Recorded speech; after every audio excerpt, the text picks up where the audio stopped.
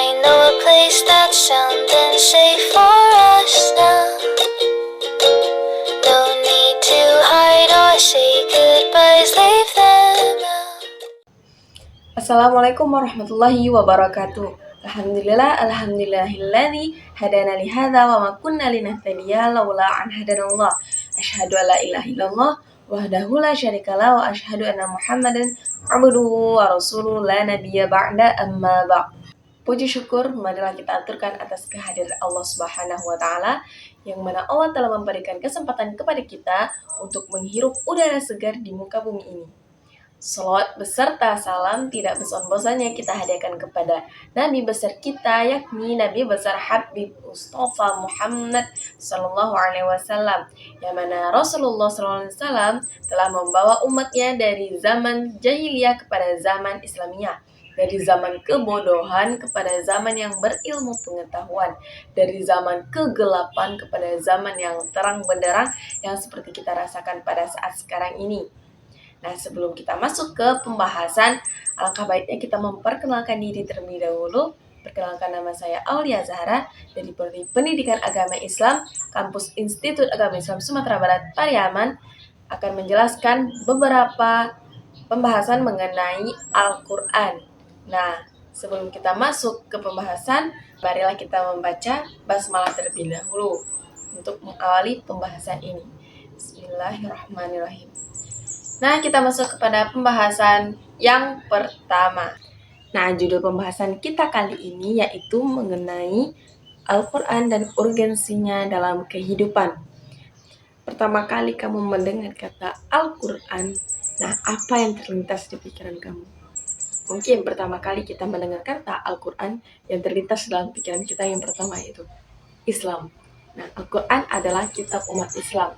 Nah, yang kedua yaitu Al-Quran diturunkan kepada Nabi Muhammad SAW sebagai mukjizat terbesar Nabi Muhammad SAW.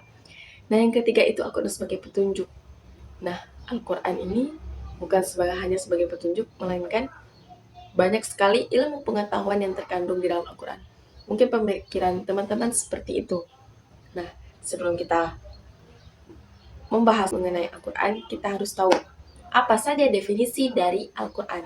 Nah, definisi Al-Quran yang pertama yaitu ada beberapa pendapat para ulama yang mendefinisikan Al-Quran. Itu yang pertama, menurut Al-Quran Al-Karim, Muhammad Salim Muhsin mengatakan bahwa Al-Quran itu adalah kitab yang diturunkan oleh Allah Subhanahu wa taala melalui malaikat Jibril untuk disampaikan kepada Nabi Muhammad SAW.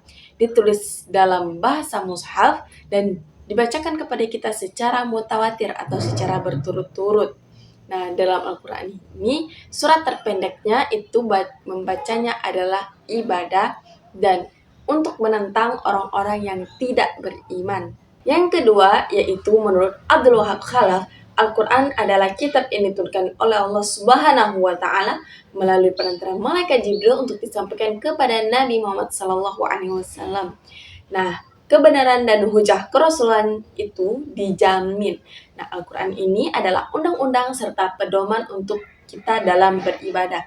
Al-Quran ini dibuka oleh surah Al-Fatihah dan ditutup kembali dengan surah An-Nas. Nah, Al-Quran ini disampaikan kepada kita secara mutawatir atau secara berturut-turut.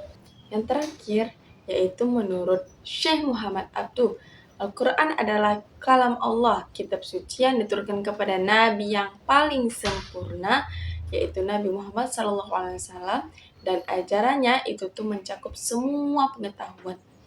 Nah, Al-Quran ini adalah ilmu yang hanya dapat dipahami oleh orang-orang yang berjiwa bersih dan berpikiran cerdas. Nah, perlu kita ketahui Al-Quran itu memiliki beberapa dan banyak sekali nama-nama kemuliaan.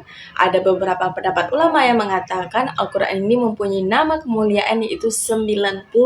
Dan ada juga yang mengatakan bahwa Al-Quran ini mempunyai nama kemuliaan itu ada 50 lebih. Nah, mungkin saya akan menyebutkan hanya beberapa nama-nama kemuliaan. Nah, yang pertama itu Alkitab. Alkitab itu adalah tulisan atau yang tertulis yang terdapat dalam Quran surah Al-Anbiya ayat ke-10. Nah, yang kedua yaitu Al-Quran ini adalah Al-Furqan, yaitu sebagai pembeda. Nah, Al-Furqan ini terdapat dalam Quran Surah Al-Furqan ayat 1, penjelasan yang lebih rincinya, yaitu Al-Quran ini membedakan antara yang hak dan yang batil. Nah, yang ketiga yaitu Al-Quran itu Al-Zikir. Al-Zikir adalah peringatan, sebagaimana telah diterangkan dalam Quran Surah Al-Hijr ayat 9. Nah, selanjutnya Al-Quran itu adalah Al-Huda, yaitu sebagai petunjuk yang telah diterangkan di dalam surah At-Taubah ayat 33. Nah, selanjutnya yaitu Al-Quran ini sebagai Asy-Syifa, yaitu obat atau penawar, yang telah diterangkan dalam Quran surah Al-Isra ayat 83. Nah, yang terakhir yaitu An-Nur. Al-Quran ini sebagai pelita, sebagaimana telah diterangkan dalam Quran surah An-Nisa ayat 174. Nah, mungkin kita bertanya-tanya di dalam diri kita, apa sih jaminan ketika kita memahami Al-Quran? Nah, Al-Quran itu bukan hanya sebagai pedoman untuk beribadah, melainkan banyak sekali keutamaan-keutamaan dan manfaat dari Al-Quran tersebut.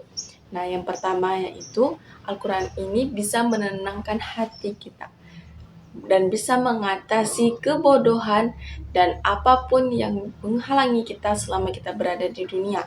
Nah, Al-Quran ini juga bisa mendekatkan kita kepada Allah dan berupaya untuk bagaimana kita bisa mengenal Allah lebih dekat jika kita bisa memahami Al-Quran. Nah, yang ketiga yaitu Al-Quran itu bisa menjadi syafaat kita kelak di hari kiamat.